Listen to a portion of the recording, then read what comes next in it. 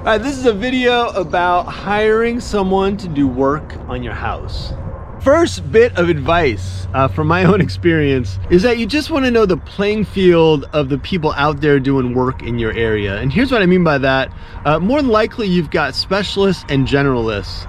Specialists are people who just really have like killer skills in one area, like guys who do nothing but lay tile all day long, or crews that put roofs on, electricians who focus on nothing but electrical systems, and that's what their training is.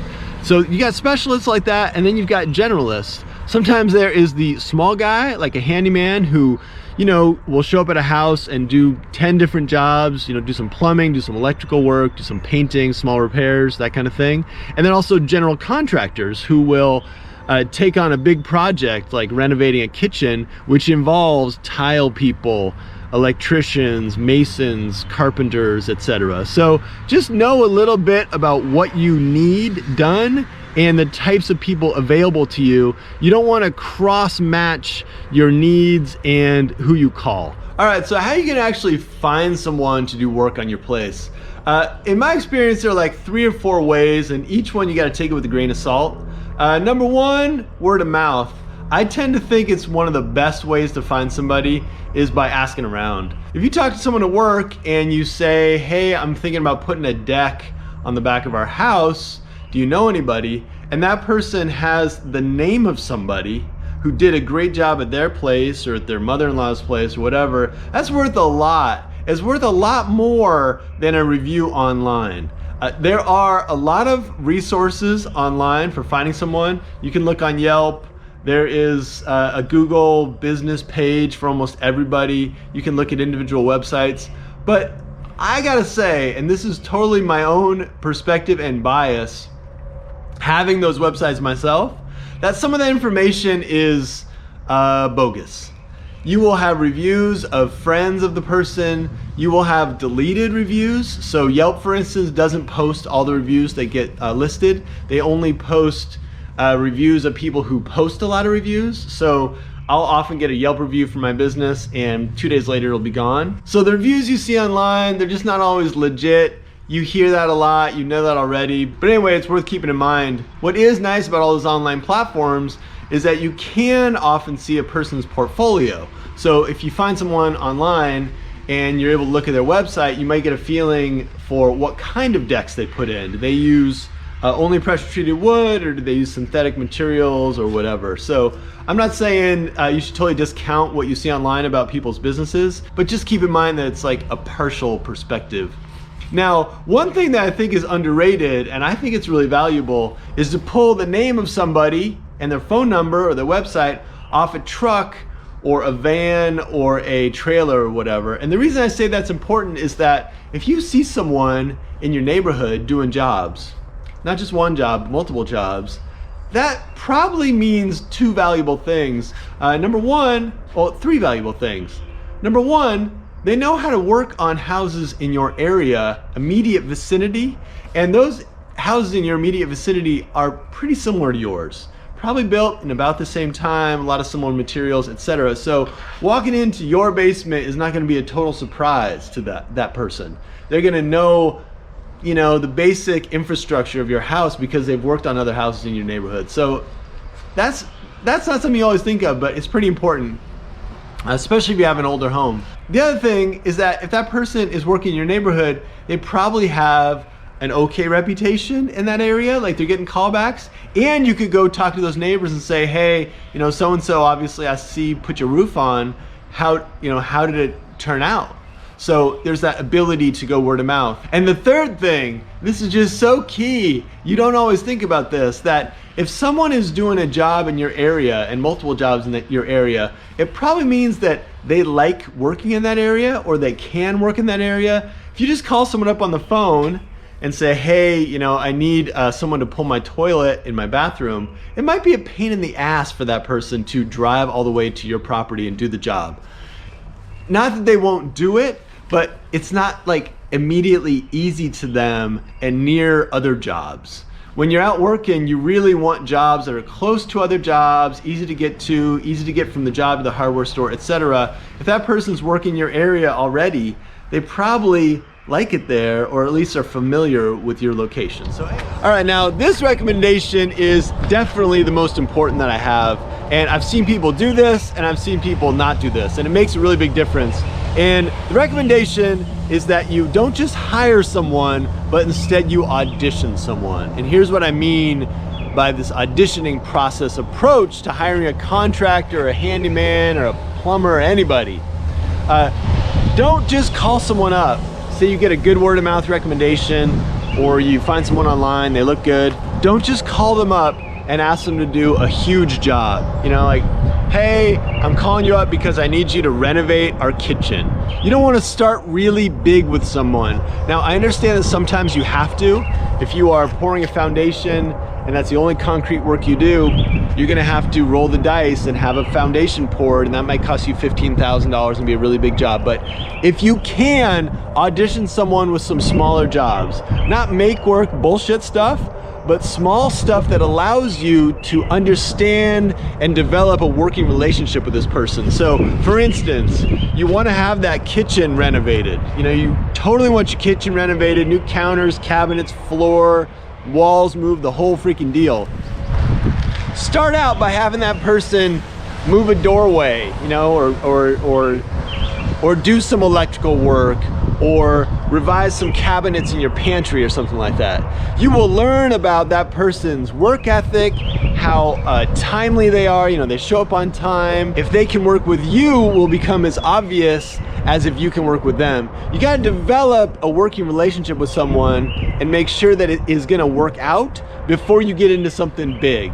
If you have that luxury to audition someone, it's just gonna be so much better. You might find that the first person you contact, even though they put that awesome deck on your colleague's house, isn't actually someone you can work with productively.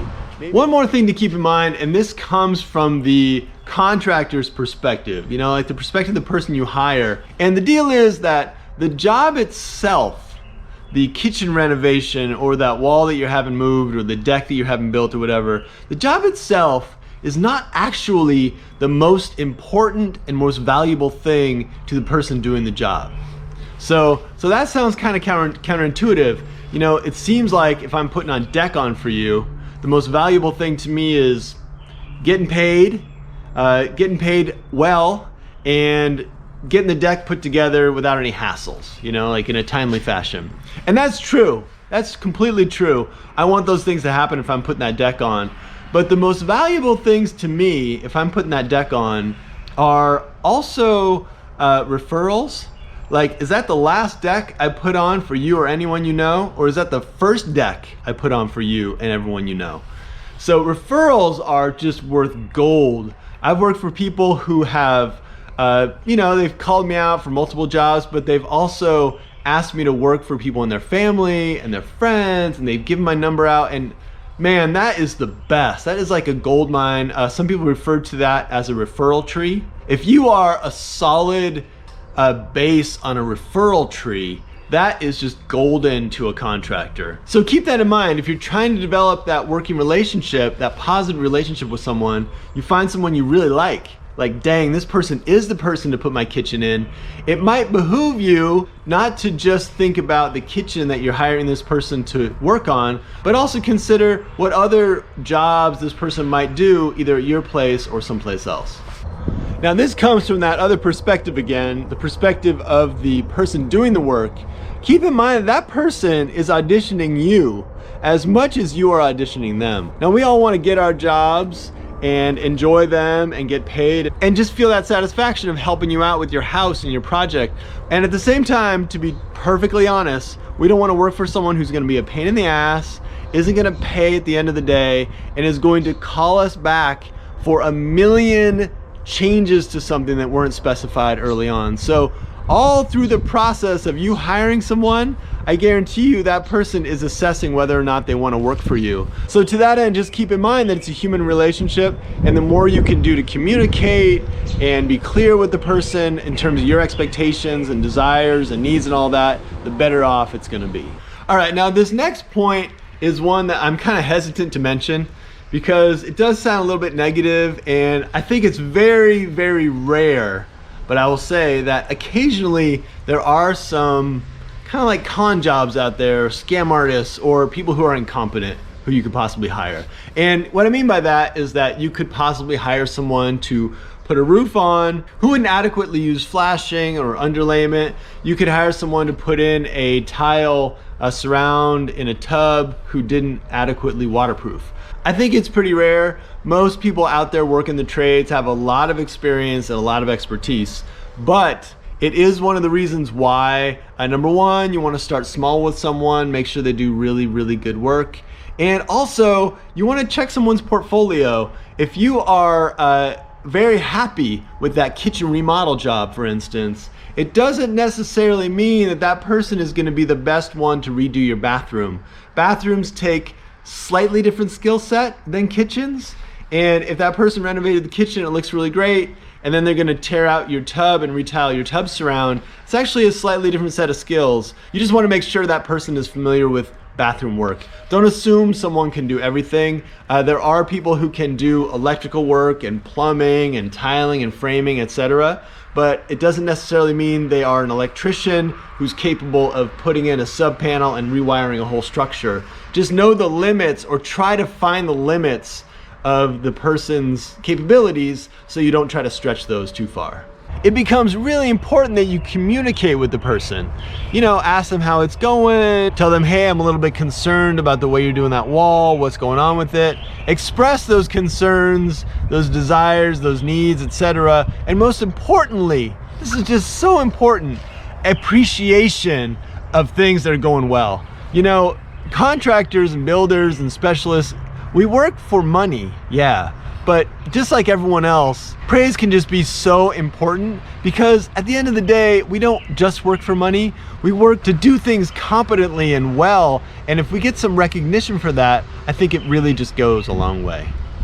All right, next bit of advice is also about communication, but I'm talking about communication early on in the process. And my point is that it is so important, like just vitally important, for you to be extremely specific early on when you're asking somebody to do a job.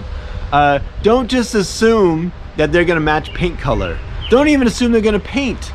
Don't assume that they know what kind of light bulb you want, if you want a very specific light bulb or light fixture or lighting arrangement or whatever. If you assume that someone is replacing a light switch and they're gonna replace it with the same switch, you've assumed something that you shouldn't assume. Instead, just specify, hey man, that light switch, let's keep it the same. Or hey, let's change the light switch and I'd like one that looks like this. So just specifying things is gonna help out a lot. It gets awkward on a job if at the end, the person you hire thinks they're done. You know, like they give you a bill, they think they're done, and you look at the job and you're like, oh my gosh, you didn't paint, you didn't match the paint, you didn't do this, you didn't do that. So just specify, communicate. Everyone's gonna appreciate it later if it happens early on. All right, now this one is kind of awkward. This one's gonna make you a little bit uncomfortable, but you've got to talk about money early on if you're gonna hire somebody.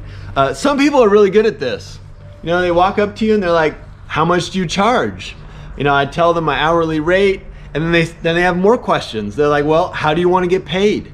Check, credit card, or maybe they want to pay me with Venmo or Facebook or cash. I love it when people pay cash. Cash is the best. Anyway, you gotta talk about money. You are engaging in a financial transaction with someone. Let's not pretend for a minute that they're just fixing your bathroom out of the goodness of your heart. You need to know what the costs are up front. You need to know if they're gonna be doing corrections along the way. Some contractors will, in their contract with you, if they have a contract, specify that corrections will be made throughout the process. And that's pretty straightforward. Basically, they rip out that kitchen wall and they realize there's water damage. Well, that repair of the water damage is gonna be additional. So anyway, talk about money, see how much they charge, see when they wanna get paid and how they wanna get paid, and just get that all out in the open.